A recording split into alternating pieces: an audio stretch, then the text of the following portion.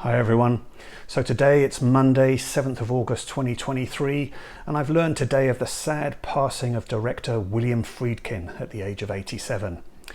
Now, perhaps if you're familiar with my channel, you may have heard me talk about this before, but yeah, this is quite a touching one for me.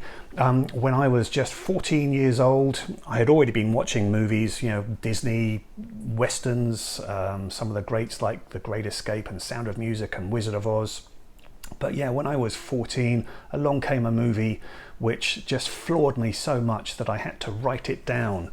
So I have this little notebook here from 1983 that I started, and the very first movie that I wrote down in it is William Friedkin's The French Connection, which I saw on TV.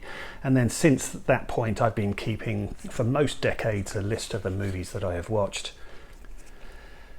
But yeah, The French Connection for me was a huge deal when I saw it. So not only is it hugely celebrated for its fantastic car chase, but there was just so much more to this film that really grabbed me at the time. Now, this is not the first film to do it, but for me, it was the first time that I was seeing a film that really was gritty, and it really used outdoor locations, and it really took risks with the way that it was filmed. There seemed to be this sense of disturbing actual life that was going on the streets, and so some sort of renegade filming that was going on.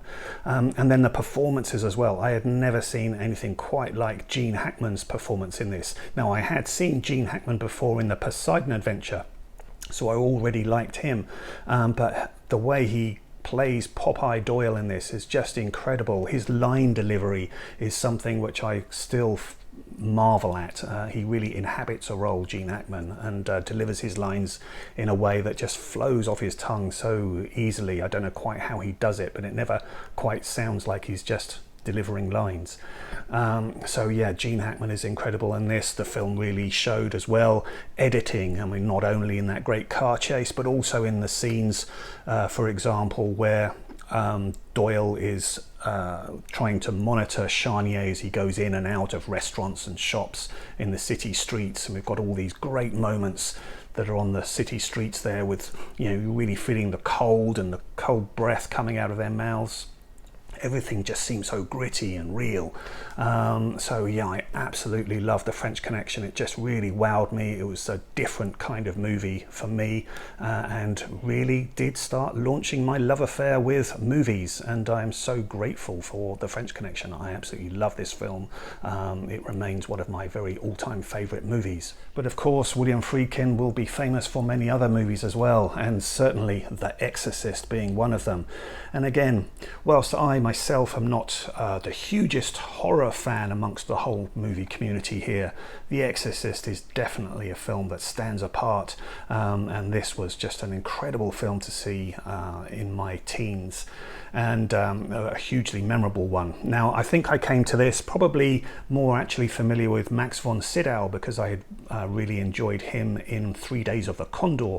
Yeah, wow, this was just an incredible film, and so tense, so gripping, and still remains pretty special to this day. And Friedkin also did a pretty amazing thing by taking the movie The Wages of Fear by Henri-Georges Clouzot and remaking it as Sorcerer with Roy Scheider, and really putting a different spin on it and making it his own movie. We've got a fantastic score in this from Tangerine Dream, and anyone that's seen this will remember the hugely tense bridge crossing sequence in this. So yeah, Friedkin made this a very hot and sweaty and gripping kind of movie that stood alone from The Wages of Fear. So you can watch both of these films and enjoy them in very different ways. And then in the 80s, Friedkin returned to a thriller that gave us another great car chase, and that was in To Live and Die in LA, starring William Peterson and Willem Dafoe, with music by Wang Chung. But yeah, the car chase in this one, which involves cars going the wrong way down a motorway, is still really exciting to watch. But yeah, not as classic as The French Connection, but it's still a really enjoyable thriller. He also achieved notoriety in 1980 for directing the film Cruising with Al Pacino, which involves a serial killer going after gay men. In his later career, he had a few films which perhaps didn't really strike the box office, but nonetheless were quite interesting. There's a couple there that I haven't seen for a long time and I'd like to see them again. One is Rampage, which was a serial killer thriller, and the other is The Guardian, which was a kind of horror movie that involved a tree. Quite a strange movie, that one.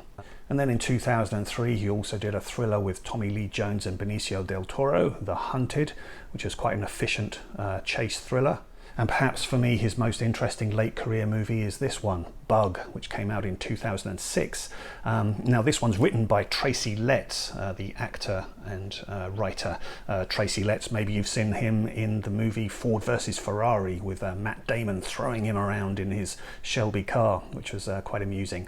But yeah, Bug is a really interesting film. I thought this was going to be a full-on horror movie, but it's actually not. It's very much a paranoia thriller, if you like, or drama, I suppose.